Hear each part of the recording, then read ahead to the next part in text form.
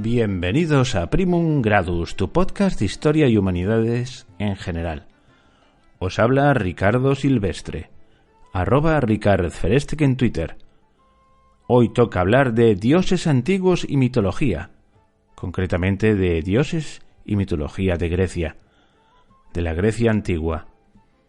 Esta serie la inauguramos hace unos cuantos programas atrás con la historia de Minotauro, que es hacer algo así como empezar una novela por la mitad. Hoy no. Hoy empezaremos desde el principio y de una forma metódica. Pero antes de comenzar la historia, conviene hacer como un prólogo o presentación para ver por dónde va a ir a grandes trazos el planteamiento. Y lo primero que a uno le sorprende y le desanima es que contar las historias que hay alrededor del panteón de dioses griegos es una tarea de titanes, nunca mejor dicho. Porque es un mare magnum de historietas, anécdotas y detalles sin fin que encima resulta que tiene muchas variantes y versiones contrapuestas. Así que la primera tarea es agarrar la podadera y cortar para dejar la historia en su esencia, en lo que prácticamente es común a todas las versiones. Aunque, claro, la amenidad del relato pues lleva a que de vez en cuando haga uno una excursión por los detalles y por la anécdota para que aquello tenga sabor. Y hay que saber elegir entre versiones. Y claro, aquí entra mi subjetividad. Esto es Primum Gradus, un primer paso. Siempre puedes profundizar en las versiones alternativas. Algunas, por no decir la mayoría, las citaré. Aunque esas versiones se suelen reducir en la mayor parte de los casos, no siempre, pero sí en la mayor parte de los casos, a las dos grandes miradas que dan dos grandes escritores, Hesíodo y Homero. De ellos hablaremos a lo largo del relato, porque no quiero alargar más este prólogo. Creo que es suficiente. Empecemos ya con la historia de los dioses griegos desde el principio.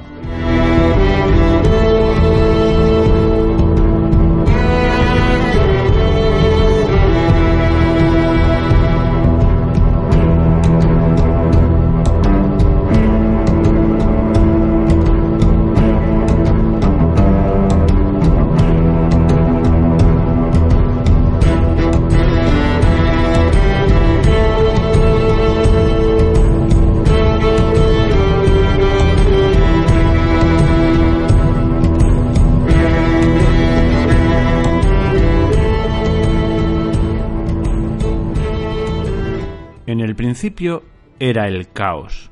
Vaya principio, ¿no? Pero luego veremos que el caos no significa exactamente lo que nosotros pensamos. No es un desorden. No es eso, no es un caos. Es otra cosa. Para los griegos era otra cosa. ¿Y quién dice esto que en el principio era el caos? Bueno, no lo dice con esas palabras, pero se puede deducir. Lo dice Hesíodo, una de las principales fuentes citadas, que tiene un libro que se titula, o una obra que se titula así, Teogonía, que traducido significaría algo así como generación de los dioses, el origen de los dioses.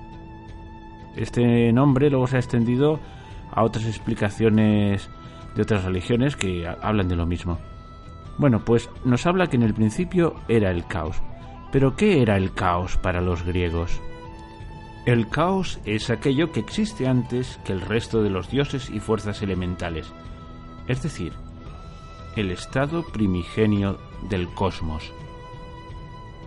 Este término proviene de una palabra del griego antiguo que viene a significar algo así como espacio que se abre o hendidura.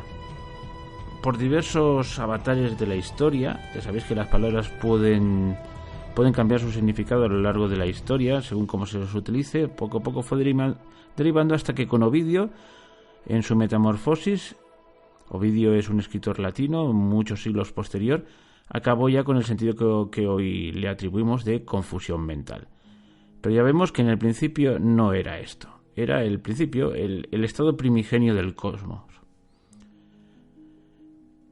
Caos fue lo primero que existió y luego Hesíodo enumera otras figuras cosmogónicas elementales como Gea, la tierra, y el Tártaro.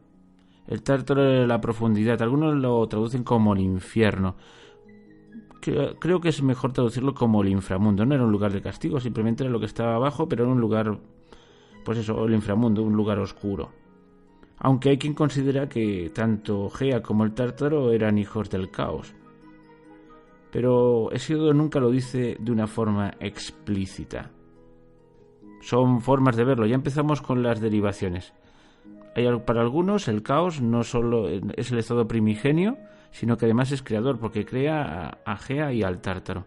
Pero lo cierto es que, aunque algunos lo hayan deducido, nunca lo dice explícitamente Hesíodo en su teogonía, eso.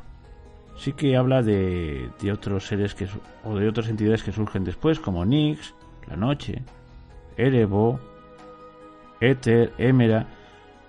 Estos dos últimos son sus nietos, que estos sí que son, pues eso, los hijos y los nietos del caos, son creados por él. Bueno, pues aquí tenemos una cosa curiosa. Y es que si bien la religión griega es una religión antropomórfica, es decir, los dioses todos ellos tienen forma humana y sobre todo pasiones humanas, y además pasiones de una forma exagerada y desmesurada. Son, por así decirlo, humanos demasiado humanos, humanos desaforados en sus pasiones y en sus sentimientos. Pues resulta que tanto el caos como Gea como el Tártaro son más bien principios, son una cosa bastante más abstracta. Esto es curioso y vale la pena constatarlo. Luego ya la cosa, si por así decirlo, se irá humanizando y surgirán las historias estas de celo y amor, de guerras y de violencia propias de los seres humanos. Pero ya os digo, siempre los dioses son como seres humanos con unos poderes impresionantes, inmortales y absolutamente desmadrados en todas sus reacciones. Pero ahora estamos todavía en el mundo de la abstracción, de los primeros principios. Estamos hablando de primeros principios, más que de seres iba a decir de carne y hueso, de seres personales. Y ahora hacemos un pequeño alto en el camino para hablar de lo que habíamos dicho antes, las dos principales fuentes: Hesíodo, que es la que estoy siguiendo hasta ahora y la que mayormente seguiré este tema, y Homero. Homero, sus únicas obras que han llegado a nosotros pues son unos relatos de una guerra, de la guerra de Troya y del regreso de su héroe, la Ilíada y la Odisea. Y dices, hombre, pues eso poco tiene que ver con la mitología. Bueno, pues es que en ese relato va insertando historia mitológica y habla del origen del mundo, etcétera, etcétera. Y ahí tiene otra versión de la creación del universo. Para Homero, esa creación se le atribuye a Océano y a su esposa Tetis. Queda esto enunciado para que sepáis cuál es la versión paralela. La podéis investigar por vuestra cuenta. Pero vamos a hablar de vamos a seguir la versión de Hesíodo para no liar más el asunto. ¿Y qué pasó con Gea? Pues que Gea tuvo un hijo, y este ya sí que es un dios como los que conocemos, o empieza a serlo, que es Urano. Gea dio origen a Urano, que debía cubrirla completamente con su bóveda estrellada, y luego hace de su hijo su esposo, y dan origen a una numerosa progenie, constituyendo la primera dinastía divina. Los hijos de Urano y Gea eran todos gigantescos y se agrupaban del siguiente modo. En primer lugar están los titanes, una docena de maravillas de ambos sexos. Ya hemos hablado de Tetis. Ahora mencionaremos a Tea, Temis, Mnemosine, Febe y Rea, y a sus hermanos Océano, Ceo, Crio, Hiperión, Japeto y el más pequeñito, Cronos, el Benjamín. A este primer grupo de 12 personajes se agrega el de los cíclopes, gigantes de un solo ojo en la frente, orgullosos y pendencieros. Su fuerza y su violencia los hace temibles. Brontes personifica el trueno, Astéropes, el relámpago, y Arges, el rayo. Ya hemos dicho que todos eran enormes, pero aún falta el trío de los gigantes, a los que Hesiodo llama Hecantonquiros, tela, porque poseen 100 brazos que salen de una espalda descomunal, y como nosotros tenemos por cada 2 brazos una cabeza, pues ellos no podían ser menos, por lo tanto tienen sobre sus hombros 50 cabezas. La imaginación aquí es desbordante y hace daño hasta la imaginación, el esfuerzo que hay que hacer para imaginar semejante engendro, ¿verdad? Aún más violentos y poderosos que sus hermanos, Egión, Obriareo, Coto, Gías, pueden convertirse en una verdadera pesadilla para humanos y dioses. Y aquí, perdonadme que haga una digresión todavía más extraña, y es que siempre me acuerdo del Quijote cuando está frente a los molinos que él gigantes, y dice, aunque mováis más los brazos que Briareo, y nunca lo había entendido, y lo he entendido cuando he descubierto que era el nombre de estos gigantes de 50 brazos. Mira, bueno, ya cosas mías.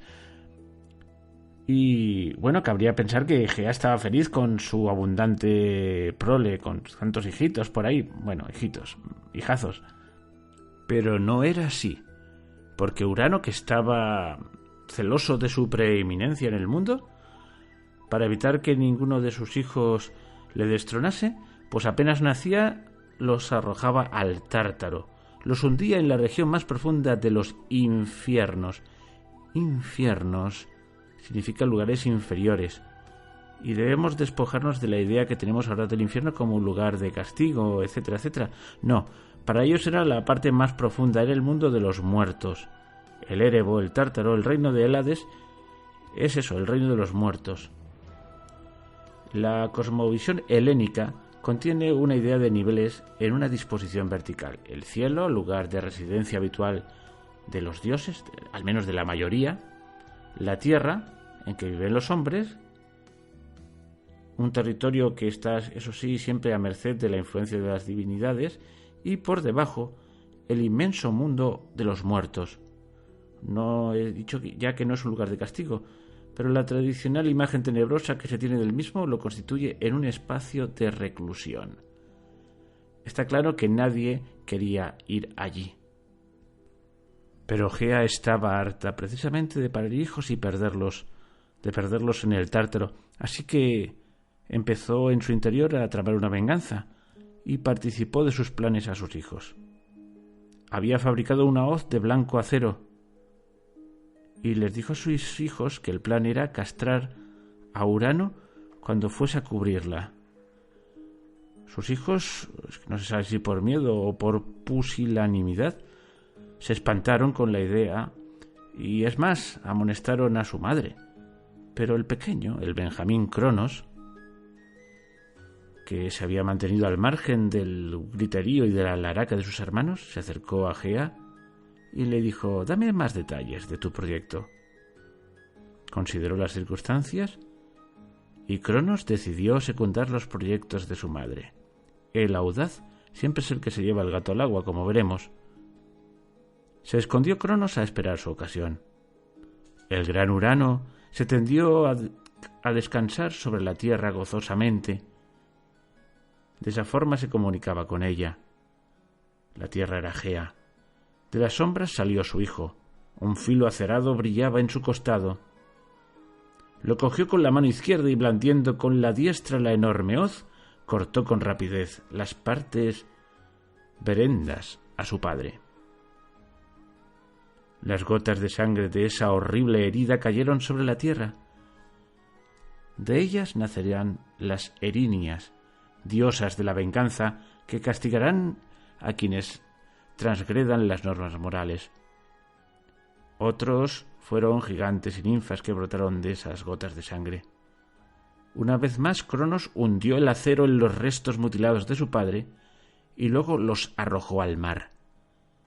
Las olas llevaron los restos muy lejos, los transformaron en espuma, y esta espuma arribó a las costas de Chipre, dando origen a una doncella de inconmensurable belleza.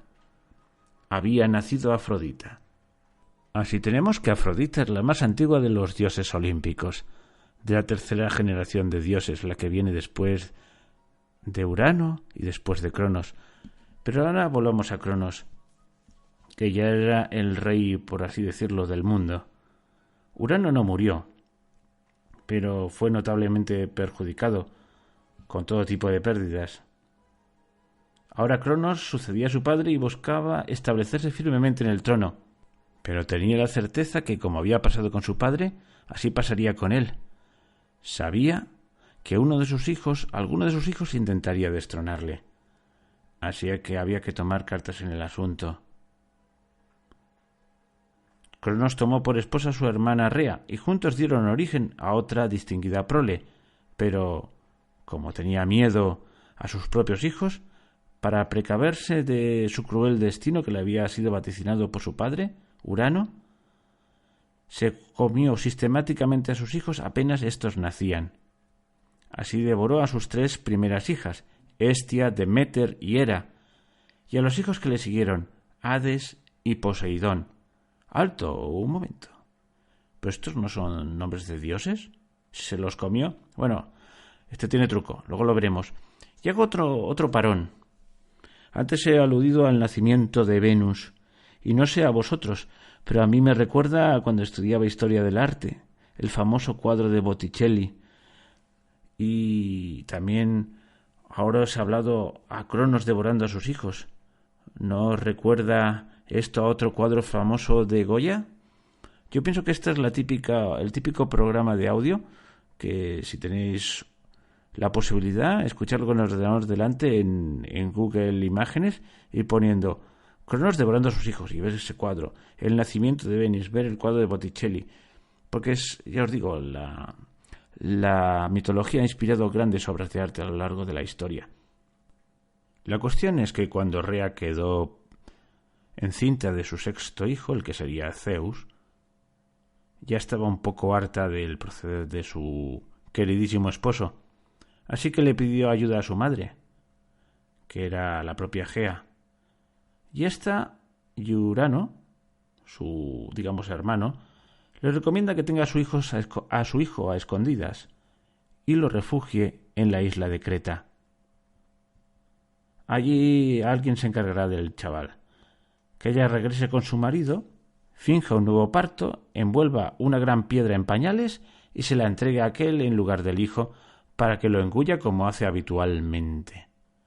Rea hizo al pie de la letra lo que le habían aconsejado y así consiguió que Cronos se tragase la piedra pensando que era su hijo.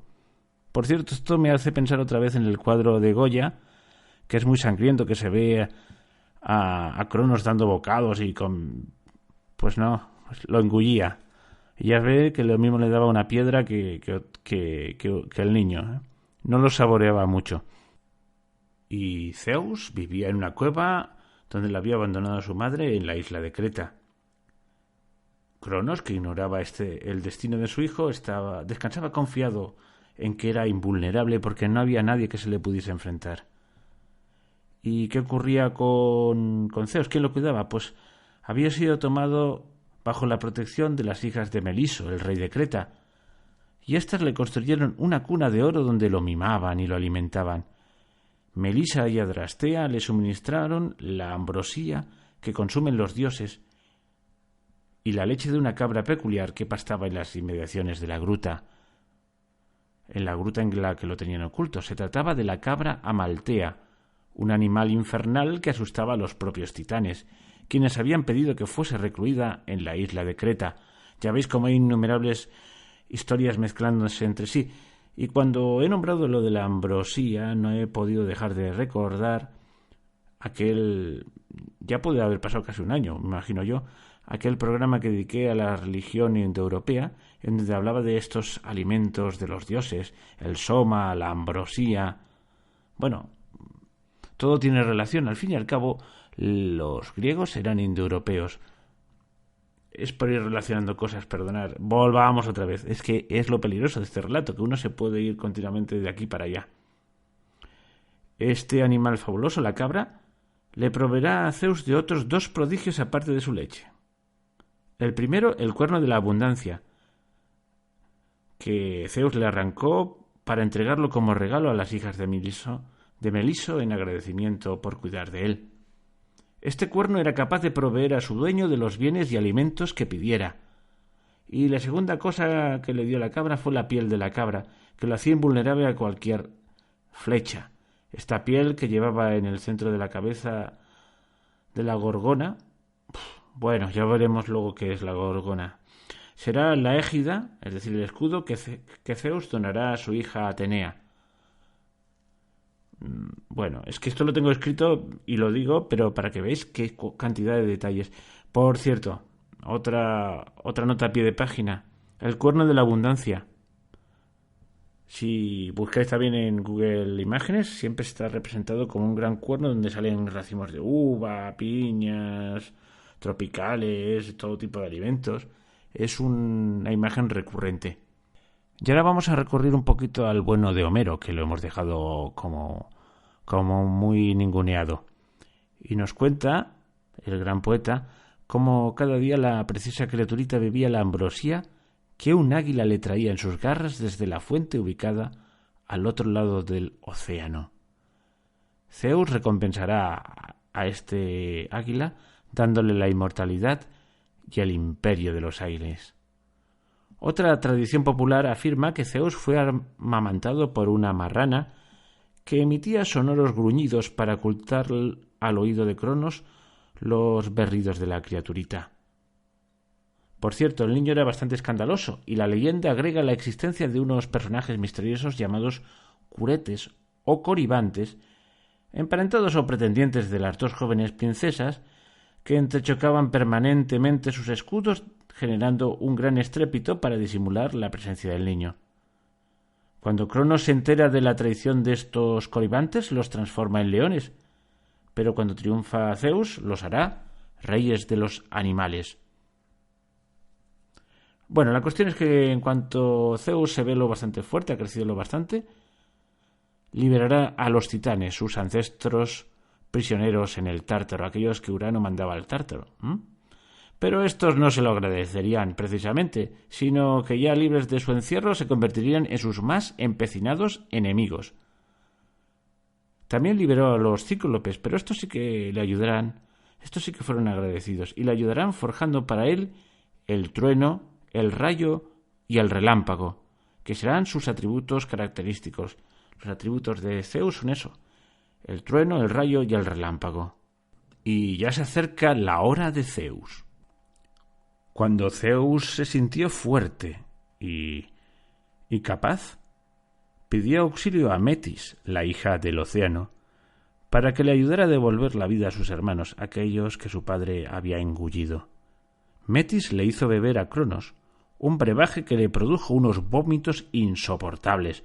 Así expulsó primero la piedra con la que le engañara a su esposa, la piedra que tomó en vez de a Zeus. Y luego, uno a uno, aparecieron Hera, Deméter, Poseidón, Hestia y Hades. Por eso os dije que aquí había truco. Cronos aceptó la derrota, que remedio le quedaba, pero no así sus parientes anteriores, que no estaban dispuestos a pasarle el testigo al joven Zeus, no querían que éste reinase sobre ellos. Estamos hablando de los titanes, etcétera, etcétera. Además, se malquistó Zeus con su abuela Gea, así que le fueron aumentando los enemigos. Pero tenía poderosos aliados. En primer lugar, sus hermanos. Esos 5 hermanos que él sacó de la panza de Cronos. Y de su madre Rea también. Su madre Rea estaba con él. Y también consiguió el apoyo de los cíclopes, que estaban custodiados por un ser monstruoso, Campe. Zeus lo mató y liberó a Brontes, Astéropes y Arges. A diferencia de la ingratitud de los titanes, los cíclopes se mostraron bien pronto agradecidos a Zeus, porque los había liberado y fabricaron para él, como dijimos, el rayo, el relámpago y el trueno. Para Poseidón produjeron el tridente, que es su emblema y símbolo de su calidad olímpica. Dieron a Hades la quiné, el casco de piel de perro que lo hacía invisible, envolviéndolo en una nube impenetrable. También tejieron un velo de acero que les ocultaba a los titanes el resplandor del rayo de Zeus, para que no pudieran precaverse cuando él se acercaba. Incluso proveyeron el altar sobre el que los conjurados hacían su solemne juramento de acabar con sus enemigos y apoyarse hasta vencer. Antes que un buen ataque se ha de tener una buena estrategia, y Zeus no escatimaba esfuerzos en la acumulación de tropas. Viendo que en el Tártaro también padecían los hecatónquiros, que allí había confinado Cronos, es que esta palabra la tengo que repetir, tengo que tomar carrerilla, hecatónquiros, los monstruos, los gigantes de 50 cabezas y 100 brazos. Zeus se propuso liberarlos, rompió sus cadenas y sumó este portento a su campaña. 300 peñascos lanzados a la vez por sus robustos brazos caían sin cesar sobre los titanes y los cubrían con una nube oscura, dice Hesíodo, para destacar la eficiencia de los 3 gigantes de las 100 manos. Así fueron vencidos los titanes, pero aún quedaban enemigos aún más poderosos. Contra ellos dirigieron los olímpicos, es decir, los dioses aliados de Zeus, una larga guerra. Hesíodo habla de una década, rica en episodios e historias independientes que se agrupó con el nombre de Gigantomaquia.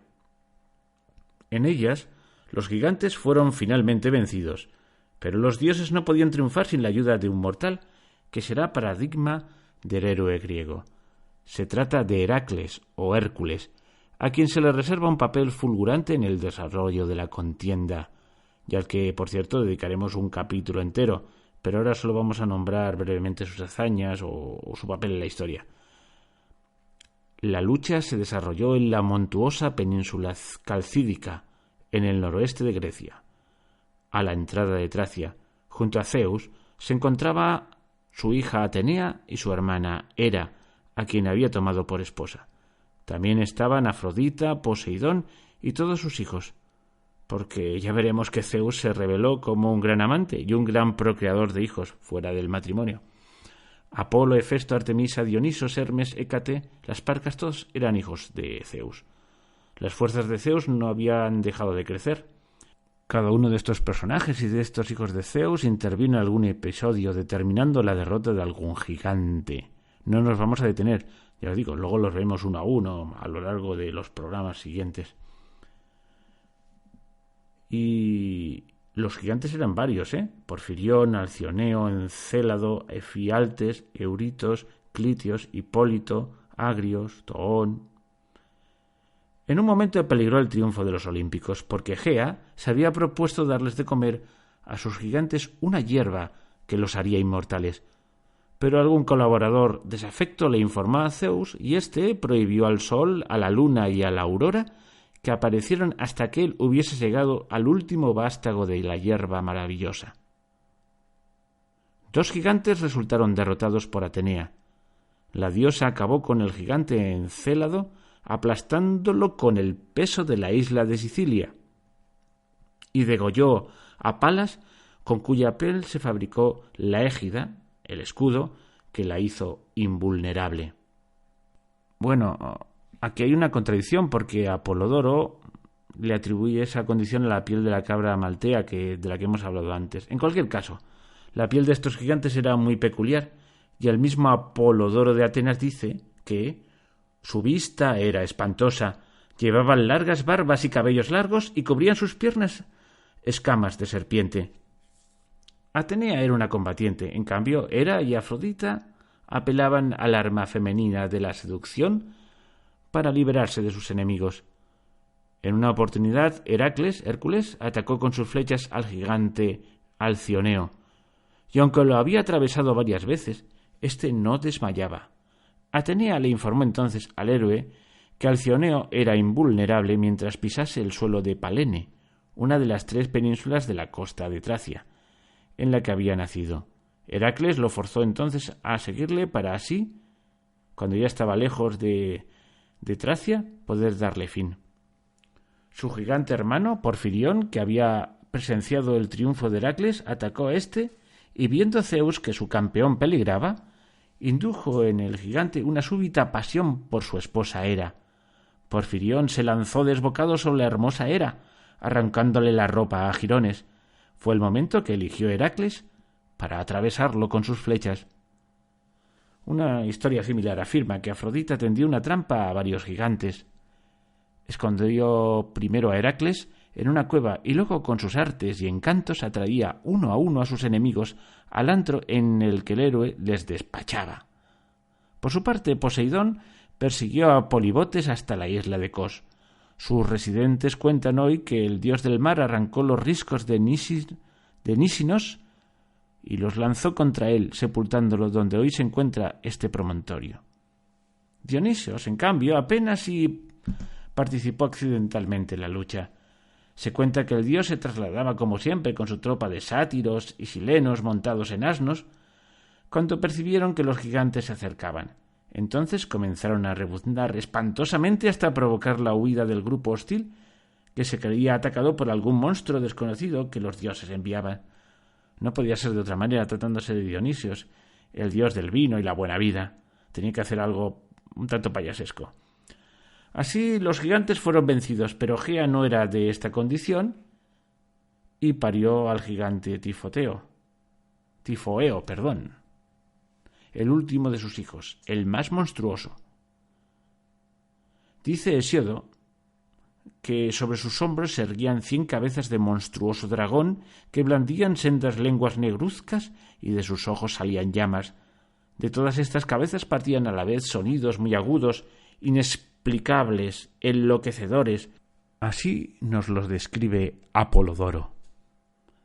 De sus muslos salían muchas víboras que, formando repliegues tortuosos, le envolvían hasta la cabeza y dejaban escapar espantosos silbidos. Todo su cuerpo estaba cubierto de plumas y espesas y enmarañadas crines flotaban por su cabeza y sus mejillas. Este monstruo fue liberado y salió pronto en busca de su presa. Los dioses huyeron despavoridos, se escondieron en Egipto y para pasar desapercibidos se transformaron en animales. Entretanto Zeus se había enterado de la amenaza y lo atacó con una hoz de diamantes y su poderoso rayo, con el que lo obligó a escapar. El dios lo persiguió hasta Siria. Allí lucharon cuerpo a cuerpo, pero Tifoeo contaba con las víboras que salían de sus muslos y se aferraban a las piernas, los brazos y la garganta de Zeus. Sofocado por los anillos de los oficios, se vio reducido a la impotencia. El gigante le arrebató la hoz y con ella le cortó a Zeus los nervios de los pies y las manos.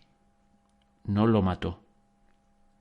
Luego lo cargó sobre su hombro y lo llevó a su cueva en Cilicia, en el litoral sur del Asia Menor. Allí separó los nervios que envolvían en una piel de oso y abandonó en un rincón el cuerpo exangüe. Habría estado perdido el gran dios del trueno si no hubiese contado con la ayuda de Hermes, que, valiéndose del casco de invisibilidad de su tío Hades, penetró sin ser visto en la cueva y escapó con el cuerpo de su padre. Con gran pericia recompuso sus nervios y la circulación de sus venas. Ya recuperado, Zeus montó en su carro celeste, del que tiraban caballos alados, y se lanzó en persecución del gigante acosándolo con sus rayos. Tifoeo respondió arrojándole montes íntegros, pero sangraba y se debilitaba. Cruzó entonces el mar para refugiarse en Sicilia. Allí lo alcanzó Zeus, lo mató y enterró bajo el Etna. Por fin parece que Zeus había triunfado sobre sus enemigos, pero nunca tienen un final definitivo las historias. Pero como llevamos mucho rato contándolo, si os parece, este enredo lo desharemos en el próximo capítulo. Dejamos a Zeus a punto de triunfar, pero le surgirán nuevos problemas. Eso para el próximo capítulo de esta serie dedicada a dioses y mitología. Y bueno, hasta aquí el programa de hoy. Si os ha gustado, poned un me gusta. Y si no, pues no pongáis nada. Pero eso sí, os espero en el próximo capítulo, tanto a los que os ha gustado como a los que no, porque a lo mejor el siguiente sí que os gusta. Ya os advierto que no será más de mitología. Estos irán salteados. Bueno, pues hasta la próxima.